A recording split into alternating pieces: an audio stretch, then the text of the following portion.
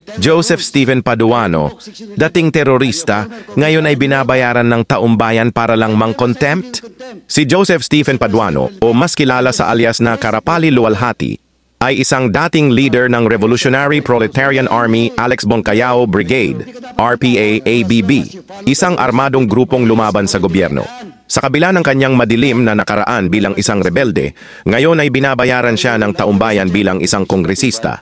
Bilang miyembro ng House of Representatives, si Paduano ay tumatanggap ng sahod na 273,278 hanggang 312,202 kada buwan, bukod pa sa mga allowance para sa staffing, opisina at iba pang gastusin. Ngunit imbes na gumawa ng batas, mas kilala siya sa pangongontempt ng mga iniimbitahang resource persons sa Kongreso, isang bagay na hindi naman talaga pangunahing tungkulin ng isang mambabatas. Sa halip na mag-focus sa paggawa ng mga batas na may kabuluhan, ginagamit niya ang posisyon niya para manindak, mag-contempt at i-pressure ang mga iniimbitahan sa hearing. Wala siyang naipapasang mahahalagang panukala, mas abala siya sa pagpapakita ng kapangyarihan kaysa sa paglilingkod sa bayan. Sulit ba ang pasweldo natin sa kanya?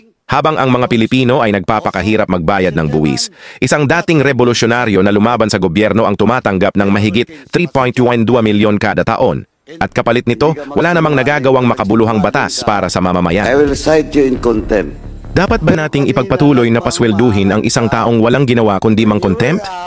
Hindi ba't mas nararapat na ang mga totoong nagseserbisyo sa bayan ang binibigyan ng pondo? Hindi ang mga dating rebelde na ngayon ay politikong mahilig lang sa pananakot? Mukha akong lukuhin. Papakontempt kita eh. Oo, naman yun.